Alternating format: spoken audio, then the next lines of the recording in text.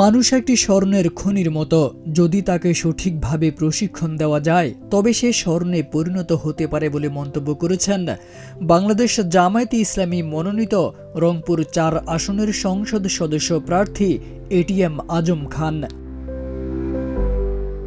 রংপুর ৪ আসনে নির্বাচিত হলে শিক্ষা, চিকিৎসা, স্বাস্থ্য ও কৃষি খাতের আধুনিকায়ন করবেন বলে জানান এটিএম আজম। তিনি বলেন, রংপুরের প্রধান সমস্যা বেকারত্ব। এটি দূর করার জন্য মেধাবী তরুণদের প্রশিক্ষিত করে কর্মসংস্থানের ব্যবস্থা করব। আল্লাহ রাসূল যেহেতু বলছেন, আন্নাসু মাআদিনু কামাদিনিজ যাহাবি ওয়াল ফিদ্দা খিয়ারুকুম ফিল জাহিলিয়া খিয়ারুকুম ফিল ইসলাম। মানুষ হচ্ছে খনি সমতুল্য। মানুষকে শিক্ষা দিলেই এরা স্বর্ণের খনিতে পরিণত হয়। অতএব আমার টার্গেট থাকবে যারা নিউ জেনারেশন, এদেরকে স্বর্ণের মানুষ, মূল্যবান মানুষ কিভাবে তৈরি করে এই ব্যাপারে আমার যথেষ্ট ব্যক্তিগতভাবে, সাংগঠনিকভাবে ইতিপূর্বে এটা লালন পালন করে আসছি। সামনে যদি আল্লাহ কবুল করে এটা জোরালোভাবে করা হবে ইনশাআল্লাহ।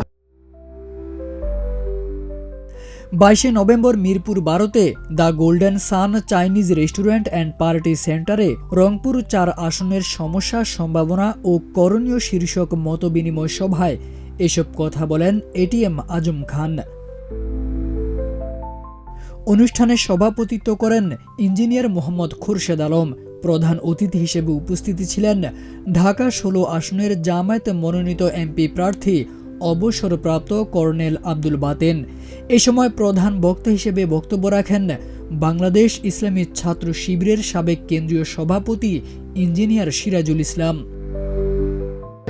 আমাদের যার যে বিষয়ের যোগ্যতা আছে, হয়তো বা কারো এই যোগ্যতা আছে যে তার বিশ্লেষণী যোগ্যতা ভালো, তাহলে আপনি একটু এই যে আমাদের আসনের পরিচালক এসছেন, আসনের যিনি যাকে নমিনেশন দিয়ে কষ্ট দেওয়া হয়েছে, যার উপর বড় দায়িত্ব চাপিয়ে দেওয়া হয়েছে, ওনারা আজকে এসছেন এখানে, ওনাদের সাথে কথা বলে যোগাযোগ করে যদি আপনার যে বিষয়ের যোগ্যতা আছে, ধরেন আপনার বিশ্লেষণী যোগ্যতা ভালো, তাহলে তাদের সাথে যোগাযোগ করে আপনি বিশ্লেষণী জায়গায় কাজ করেন।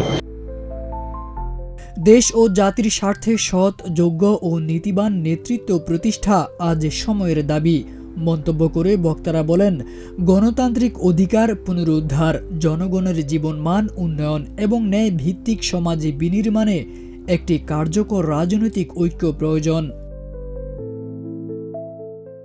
তারেক আজিজ খান, প্রজন্ম 24।